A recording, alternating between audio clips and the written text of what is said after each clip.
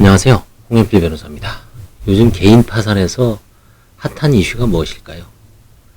관제인 간담회, 제가 이제 오른쪽에 간담회 대략적인 제목을 이제 해놨습니다. 그 중에 이제 오늘 제1회 제가 실제 진행한 사건인데, 거기에 대해서 일반인들은 너무 어려울 수 있기 때문에 간단하게 쟁점을 소개하고, 실제 이제 논문이나 이런 걸 제가 지금 준비하고, 지금 이제 한 절반 정도는 논문은 아니고 그냥 발표 자료입니다. 그걸 나중에 예전처럼 이제 PDF로 강의할 일이 있으면 그때 이제 자세하게 한번 논해 보겠습니다. 그래서 오늘은 그냥 이슈가 되는 관제인 간담회 내지 이제 세미나에서 논의된 주제들을 통해서 이를 파악할 수가 있죠. 이를 아주 일반화시켜 광범위하게 전국적으로 문제가 될 수 있다고 볼 수는 없지만, 워낙 많은 사례 중에서 문제가 되므로 전문가의 말을 경청해 볼 필요는 있습니다. 제가 처리한 사건으로 개인 파산에서 부동산 신탁 부동산이 문제되었습니다.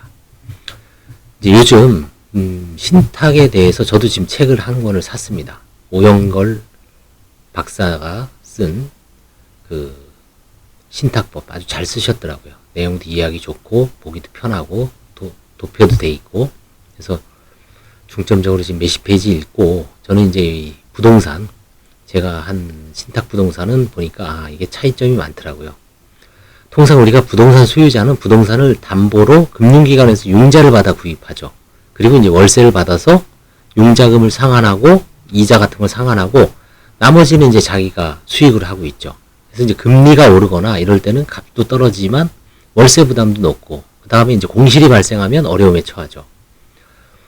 그런데 이를 부동산 신탁으로 신탁회사에 넘기고, 기존 금융기관은 우선 수익자로 지정하고 자신은 그 다음 수익자로 지정하여 우선 수익자인 은행에는 이자 상당액을 납입하고 나머지 월세 수익은 자신이 취하는 방식입니다. 경제적으로는 큰 차이가 없습니다. 왜 그렇게 하는지. 근데 보니까 법률적으로 이제 큰 차이가 있습니다. 특히 파산이나 채권자의 강제 집행에 대비해서 신탁을 하는 경우에는 큰 차이가 있습니다. 회생에서도 마찬가지로 큰 차이가 있습니다. 그래서 담보 신탁된 부동산은 신탁회사의 소유로 소유권이 이전되므로 채무자의 채권자에 대한 강제 집행으로부터 배제되는 효과가 있습니다. 그래서 이제 많이 이용을 하죠.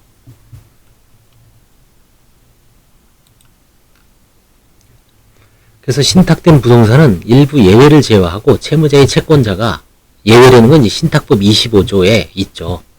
신탁 재산이 신탁 사무와 관련된 채무, 혹은 신탁 전이 원인으로 생긴 채무, 그거는 환가 집행이 가능하지만 예외적으로 두 가지 경우는 가능하고, 나머지는 일반적으로 채권자가 강제 집행을 할 수가 없습니다.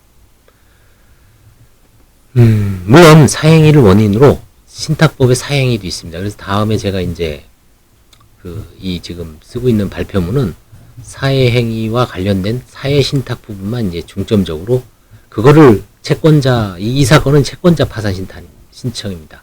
그래서 채권자들이 사회신탁을 줄기차게 지장했습니다. 다음에 신탁 무효라는 종료처분 청구도 있습니다. 법을 찾아보면. 그 나중에 한번 제가 자세하게 논의해 볼 필요가 있고요. 근데 사회신탁은 사회행위를 원인으로 사회신탁을 입증하면 그만큼 좋은 게 있지만, 사실 주장 입증이 완벽하게 되리라는 보장이 없습니다. 그래서 채권자는 부득이 파산 신청을 하게 된 걸로 보입니다. 그래서 채권자의 강제 집행을 저지하고 담보 신탁된 부동산을 통해 수익을 추구하는 방식으로 이를 이제 시장에서 선호할 것은 채권자의 강제 집행, 불축이 강제 집행으로부터 보호하기 위해서 이런 담보 신탁을 많이 이용을 한다고 볼 수가 있습니다. 부동산 신탁회사는 건당 부동산에 대해서 한 600만 원 정도를 1년에 환가 보수를 챙기는 것 같더라고요. 그러면 600만 원인 게 별거 아니지만, 웬만한 건물, 몇 억짜리 건물을 수만 채, 수십만 채를 만약에 신탁된다고 봤을 때는 그 금액은 어마어마하죠. 사실은 계속 해마다 갱신되는 구조죠. 한 채당 6천만 원이면 엄청난 금액입니다. 600만 원이면. 그래서 이제 이런 신탁 부동산에 대해서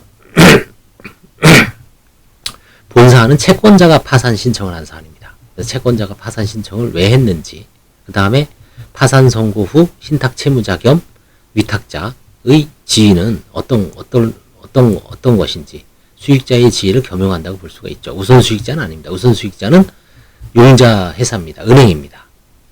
그 다음에 이제 파산 선고 후 신탁 재산 임료는 여전히 채무자한테 귀속되는지, 담보 목적 범위 내에서 그 귀속이 누구에게 되는지, 파산 선고 후에는 이건 신득재산인지 아닌지, 뭐 저는 부정설이나만 신득재산으로 이론적으로 볼 가능성이 있다라고 주장하시는 분은 있습니다. 그래서 이제 구체적으로는 담보권 신탁과 담보 신탁을 구분을 하고요. 그 다음에 이제 파산과 회생에서, 여기서 회생이라면 개인 회생은 아닙니다. 그 법인 회생을 말하는 겁니다. 파산과 회생에서 차이가 있습니다. 파산에서는 별채권이,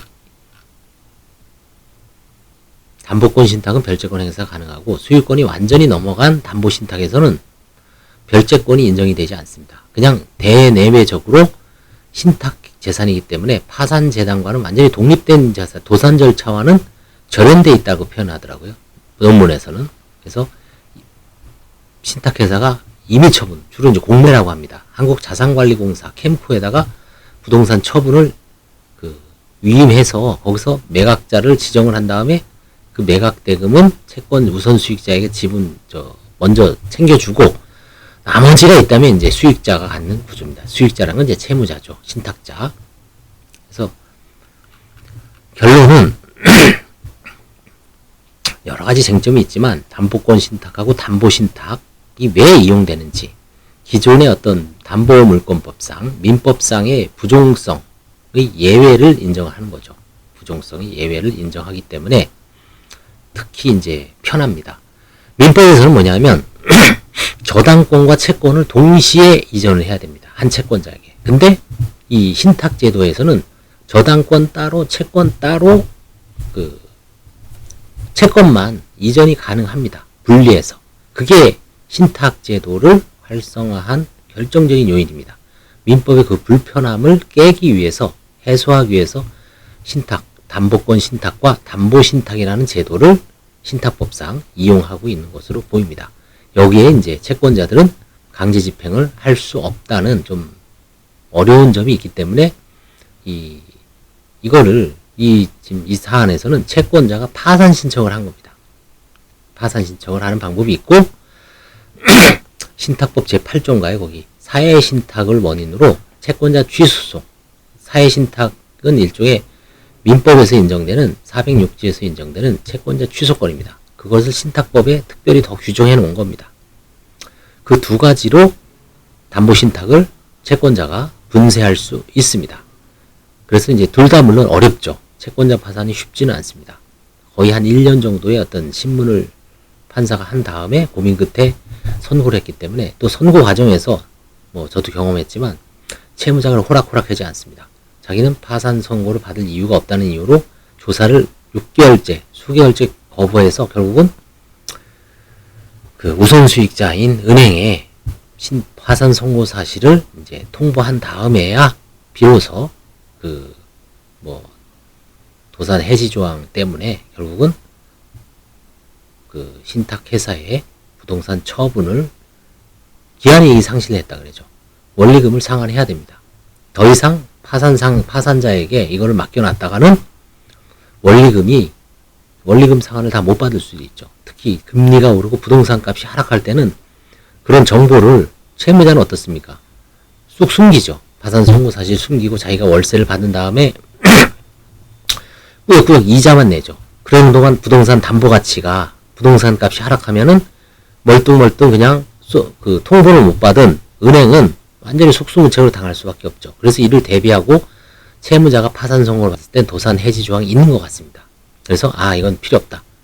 전부 그 기한이익 상실, 흔히 말하면 채무의 이행기가 도래해서 파산 선고를 도산 해지로 보아서, 도산 해지 조항으로 봐서 이제 계약이 해지되는 거죠. 대출 계약이 해지가 되고 상환을 해라. 그럼 상환을 하면 어떻겠습니까? 상환할 방법이 없죠. 그러면 부동산 신탁회사에 통보하는 거죠. 이거 빨리 처분해서 원리금 충당하시오. 그럼 부동산 신탁회사는 그제서야 이제 캠코에 의뢰하는 겁니다. 부동산 공매를. 그럼 캠코에서 입찰을 밟아서 이거는 일반 부동산 경매보다 아주 신속하게 뭐 한 몇 달이면 그냥 사는 사람이 있습니다. 그래서 그걸 갖고 법에 정해진 순위에 따라서 착착착 우선 변제하고 남은 게 있으면 이제 채무자한테 줘야 되는데 채무자가 파산 선고를 받았으니까 채무자에게 줄 수는 없죠. 관제인에게 주는 겁니다. 그런 경우에. 그래서 담보신탁이기 때문에 신탁 원인이 종료하면 채무자에게 상환이 되는 거고 그 반환되면 당연히 관제인이 관리처분권을 갖기 때문에 그 관제인한테 이제 돈이 오는 거죠. 그래서 그런 여러 가지 쟁점이 있기 때문에 제가 이제 사회신탁만 좀 연구를 해서 다음에 한번 이게 옛날에 이제 제가 관제인 세미나에서 한번 발표를 했습니다. 제1회 관제인 스터디 모임 여기 있죠. 6월 13일 올해 한 5개월 전이죠. 그동안 코로나 때문에 관제인 스터디가 근 한 2년 정도 중단이 됐었습니다. 모임이 힘들었죠. 그래서 2000년도 하고 2021년 거의 3년째인가요? 2022년 거의 3년째네요. 거의 한 2년 6개월 이상 스톱이 됐습니다. 그래서 이거를 다시 이제 한번 모임을 가지면서 제가 했던 사건 중에 이건 아직 뭐 정립이 안 돼 있고 여전히 진행되기 때문에 좀 더 많은 쟁점이 있습니다. 그래서 그걸 나중에 한번 제가 발표를 하면 신탁과 관련돼서 채권자 입장에서도 아마 이거를 한번 활용해 볼 수 있고요. 채무자 입장에서도 한번 이런 문제가 있기 때문에 한번 도움이 될 겁니다. 파산 채무자 입장에서도 이런 식으로 플로어가 진행되는구나. 막을 수가 없구나 이거를. 그래서 이것과 관련돼서 신청 대리인, 파산 채무자를 대리하신 분이나 파산 채권자를 대리하신 분들 모두 도움이 될 수 있을 겁니다. 그래서 아직 미완성이긴 하지만 제가 이제 초안을 잡았기 때문에 다음에 한번 좀 그럭저럭 완성된 것을 한번 다시 한번 세미나에서 발표를 해보고 뭐 관제인 간담회에서도 한번 발표를 하고 싶은데 아직 이게 완성이 안 돼서 좀 이따가 좀 나중에 무르익으면 내년 정도에 한번 세미나에서 한번 다시 한번 발표를 해서 뭔가 좀 어떤 문제의식이 있는지 혹시 제가 또 잘못 알고 있는 거나 있는지 뭐 다른 또 쟁점은 없는지를 한번 취합을 해서 발표를 한번 여기 유튜브에다가 한번 올려서 여러분들이 한번 다 같이 공유할 수 있는 그런 시간을 갖도록 하겠습니다. 그래서 뭐 좀 생소하지만 담보권 신탁과 담보신탁 주로 이제 담보신탁을 많이 이용합니다. 이게 아주 채권자 입장에서는 쥐약이고 채무자 입장에서는 속된 말로 꿀이죠, 꿀. 그렇기 때문에 많이 이용하는 것 같습니다. 감사합니다.